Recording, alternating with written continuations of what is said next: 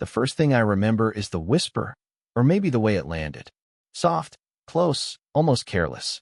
Like she hadn't planned to say it. Like it slipped out because the room was too dark and everyone else was asleep. Don't pretend you're not hard. I didn't move. I barely breathed.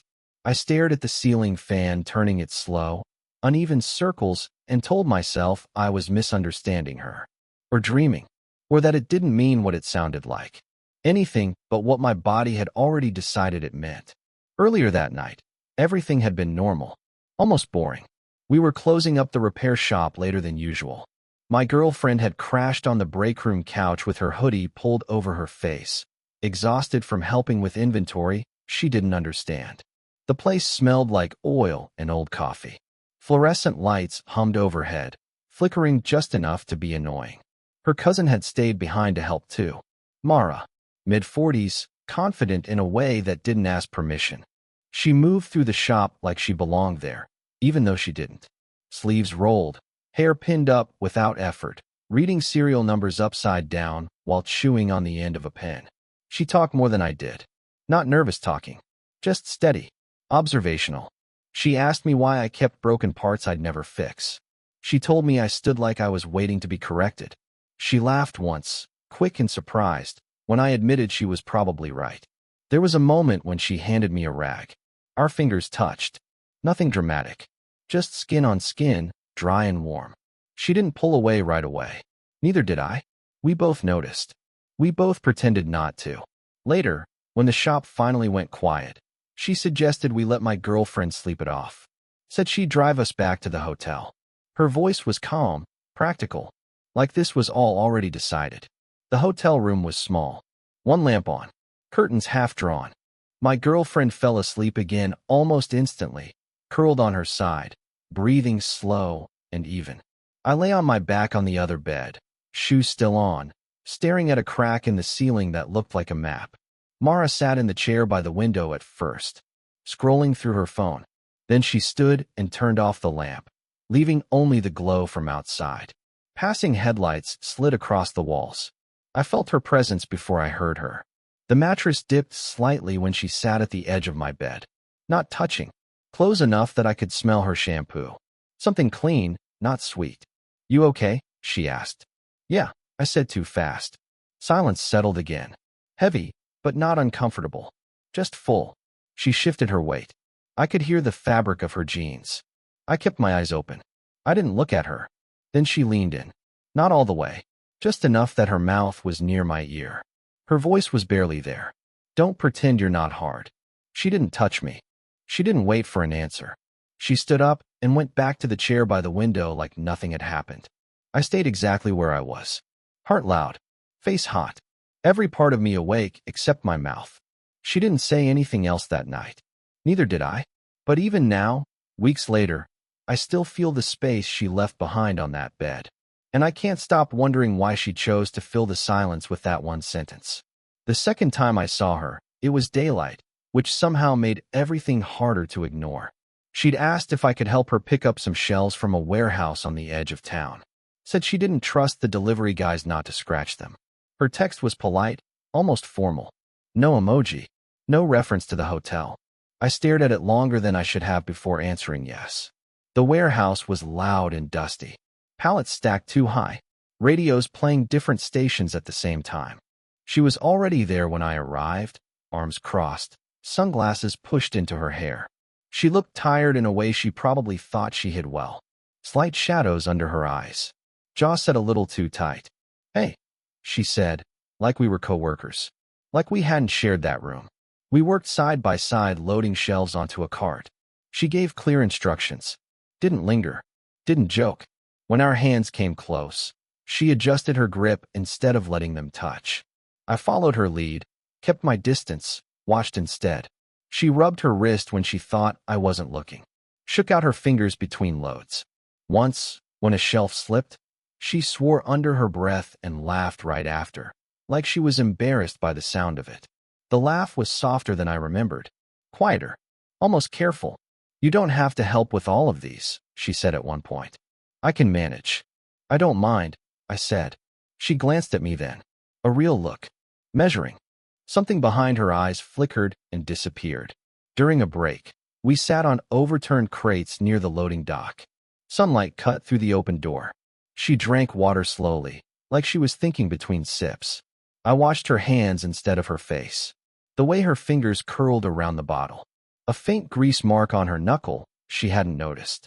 I shouldn't have said that, she said suddenly. I didn't ask what. I just waited. At first, I thought she wouldn't finish. She stared out at the parking lot, shoulders stiff. Then she exhaled, long and controlled. That night, she added. It was careless. It's okay, I said, even though I wasn't sure that was true. She nodded, but didn't look relieved. If anything, she looked more tired. Like she'd been holding something up for a long time and had set it down too quickly. I'm not looking for complications, she said. I know, I said again. We sat there longer than necessary. The warehouse noise faded into the background. A forklift beeped somewhere far away. She stood first, brushed dust from her jeans. When she handed me her keys so I could unlock the truck, our fingers touched. This time she didn't pull away right away. Her grip tightened slightly. Just for a second. Thank you, she said, quieter than before. I nodded, keys cool in my palm, aware of her standing too close behind me. Not touching, close enough that I could feel the heat of her. As I opened the truck, I realized I was already replaying that pause in my head, knowing it wouldn't be the last time. It happened on a night that didn't feel important until it was already over. A storm rolled in without warning. Heavy rain, sudden enough that the streets flooded in minutes. She called while I was locking up the shop, said she was stuck at her place with a leak under the kitchen sink, and asked if I still had tools in my truck. I told myself it was practical. Just that. Her apartment was quiet when I got there. Older building. Narrow hallway. A bucket under the sink catching water in an uneven rhythm. She stood barefoot on the tile, sleeves pushed up, hair loose from its pin. She looked smaller like that. Less composed. Sorry, she said immediately. I know it's late. It's fine, I said. I meant it. I crouched under the sink, shoulders pressed into the cabinet. She hovered nearby, handing me towels, holding the flashlight even though the light barely helped. Every time I shifted, my arm brushed her knee. She didn't move away, just adjusted her stance, like she was pretending not to notice. The rain got louder. Windows rattled. Somewhere above us, someone laughed too loudly. Her phone buzzed on the counter. She glanced at it and went still. Do you need to take that? I asked. She shook her head too fast. Set the phone face down. A few seconds later, it buzzed again. She picked it up this time, walked toward the window. I need a minute, she said, already turning away. I tightened a valve that didn't really need tightening and waited. When she came back, her face had changed. Not upset exactly, just closed. Everything okay? I asked. She leaned against the counter, arms crossed. Looked at the ceiling, then at me. My ex, she said. He still thinks he gets to check in when he wants. I didn't know what to say. I wiped my hands on my jeans. Stood up slower than necessary. You don't have to explain, I said. I know. She hesitated. But I want to. She poured 2 glasses of water, slid one toward me. Her hand shook just enough that I noticed. I'm tired of being the one who's supposed to know better, she said. Not looking at me. All the time. The room felt smaller after that. Like the walls had leaned in. You do, I said carefully. Know better. She laughed once. Not amused. That's the problem. Another pause. Longer. The sink stopped dripping. I realized the only sound left was the rain and our breathing. She stepped closer. Not into me. Just closer. Close enough that if I moved, there would be no pretending it was accidental. I don't trust myself lately, she said. I swallowed. My chest felt tight. I thought about my girlfriend. Asleep somewhere else. About the hotel room. The warehouse. Her fingers tightening on mine. I wanted to say something smart. Something responsible. Instead, I said nothing. She reached out, stopped just short of touching my wrist. Hovered there, like she was waiting for permission she didn't ask for. Her phone buzzed again on the counter. She pulled her hand back. I should let you go, she said. I nodded, even though I didn't move right away. Neither did she. For a second, we just stood there, the space between us charged and unfinished, both of us aware of how easy it would be to close it. The next time we were alone together, Neither of us pretended it was accidental. She asked me to stay after dinner. Nothing dramatic. Just a look that lingered too long when my girlfriend stepped out to take a call in the hallway. A small nod toward the table. Plates half cleared. Food gone cold. When the door finally closed, the apartment felt different. Not charged. Exposed. She didn't sit right away. She leaned against the counter, arms loose at her sides, like she'd forgotten what to do with them. I stayed where I was, hands flat on the table, watching a drop of water slide down the side of my glass. "This can't keep feeling like this," she said. Her voice wasn't angry. It wasn't soft either. It sounded tired. Honest in a way that didn't try to be likable. I looked up at her. She wasn't looking at me yet. "Like what?" I asked, though I knew. She exhaled through her nose. Finally met my eyes. Held them. "Like I'm waiting for the room to empty," she said. "Like I'm measuring distance instead of time." I didn't answer. I felt suddenly young in a way I hadn't in years. Too aware of my posture. My hands. The fact that I didn't know where to put my eyes without giving something away. She pushed off the counter and sat across from me. Close enough that our knees almost touched. Almost. "I keep telling myself it's nothing," she continued. "That you're just observant. Kind. That I'm projecting because I'm tired and lonely and I don't get to be careless anymore." She laughed under her breath, then stopped. Her mouth pressed into a line. "But I notice when you stop talking," she said. "I notice when you don't ask questions you want answers to." My throat tightened. I shifted back in my chair an inch. "Not enough." "I'm not doing anything," I said. "I know," she said immediately. "That's the problem." Silence settled between us. Thick, not awkward. Heavy with everything we hadn't said. I could hear the refrigerator hum. A car passing outside. Her breathing, slow and controlled. She reached for her glass and missed it slightly. Corrected. Her hand lingered there, fingers wrapped tight. "I don't want to be this person," she said quietly. "I don't want to look at you and feel like I'm standing on the edge of something I shouldn't even be near." I swallowed. My chest ached. I wanted to tell her I could step back. That I would. That this didn't have to be anything. "Instead," I said, "then tell me what to do." She looked at me like that was the last thing she wanted. "I don't know," she said. Her voice cracked, just barely. "I don't know how to make it stop without admitting it's already started." Neither of us moved. The space between our knees felt louder than any touch could have been. After a moment, she looked down at the table, at her hands. "I think," she said, almost to herself, "that I've already crossed the line in my head." And that was the part one couldn't unhear. The shift came from something small. Almost nothing. She was looking for a charger. We were in her living room, standing too close to the bookshelf, both of us pretending to be focused on different things. The tension hadn't gone away since that night at the table. If anything, it had settled in. Quieter. More deliberate. She opened a drawer and frowned. Dug a little deeper. Then her phone lit up in her hand. Screen unlocked by accident. A voice filled the room before either of us could stop it. Her voice. Younger. Breathless. Recorded, not spoken live. "Okay. This is stupid," the voice said, laughing nervously. "But if you're listening to this, it means you didn't call him back." Again. She froze. Thumb hovering.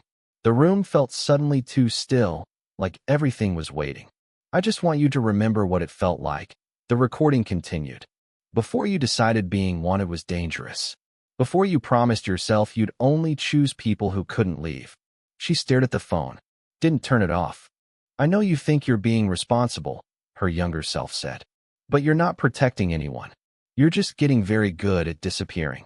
The message ended. The phone went dark.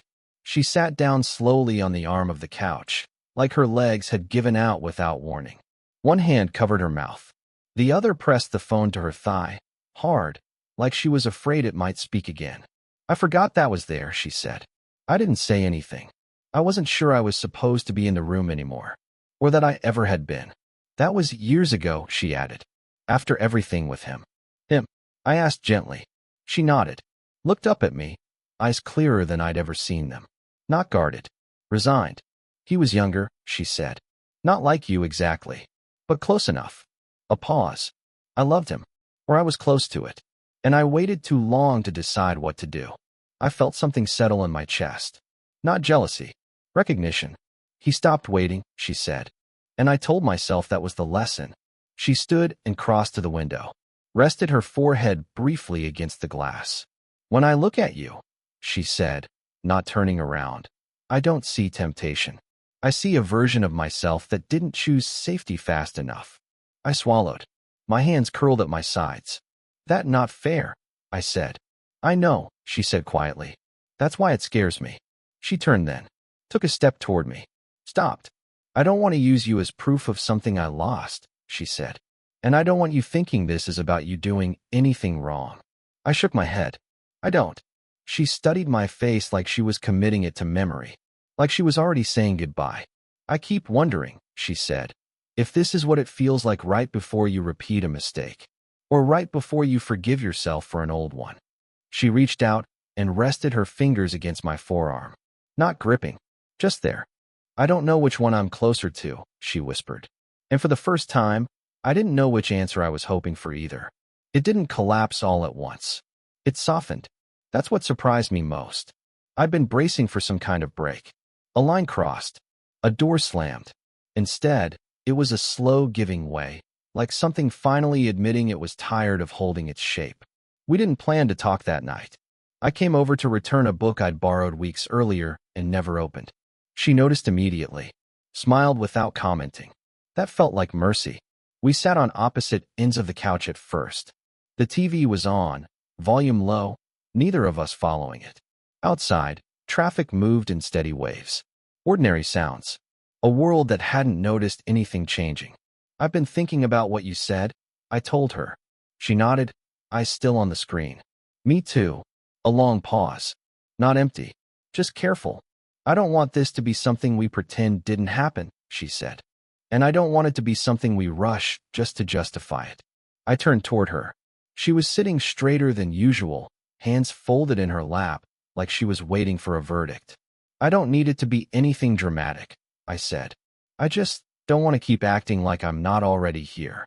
That made her look at me. Really look. Her expression shifted, something easing in her shoulders. I keep waiting for you to tell me this is a mistake, she said. I think it might be, I said. But not because it's wrong. Just because it's real. She considered that. Then she nodded once, slow. I can live with real, she said. I just can't live with disappearing. She moved closer, not all the way. Close enough that our knees touched this time. She didn't pull back. Neither did I. I'm not asking you to promise anything, she added. I don't want to be another unfinished chapter in your head.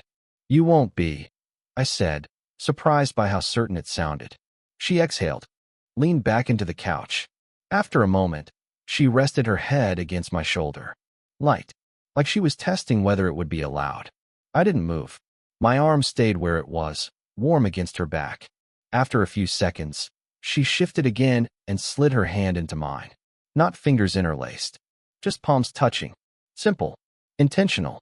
We sat like that for a long time. No talking, no need to define it. Her thumb traced the side of my hand once, absent-minded.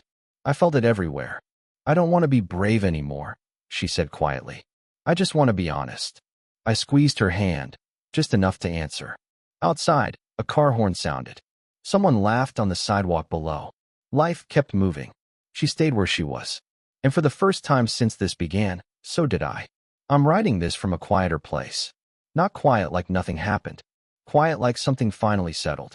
Time passed. Not in big, cinematic jumps. In errands. In mornings where the coffee went cold because we forgot about it. In conversations that didn't circle the same questions anymore. The tension didn't disappear so much as it changed shape. It stopped pressing and started resting. What surprised me most was how little needed explaining. We never named what we were. Not right away. We adjusted instead. She stopped bracing when I walked into a room. I stopped watching myself so closely around her. The air between us felt less like something we were borrowing and more like something we were allowed to stand in. I changed first, I think. I used to confuse intensity with meaning. Thought if something pulled hard enough, it must be important. With her, I learned the opposite. That what lasts doesn't always announce itself. Sometimes it just shows up consistently. Listens. Stays when it would be easier to leave the room. She changed too, though she'd never say it like that.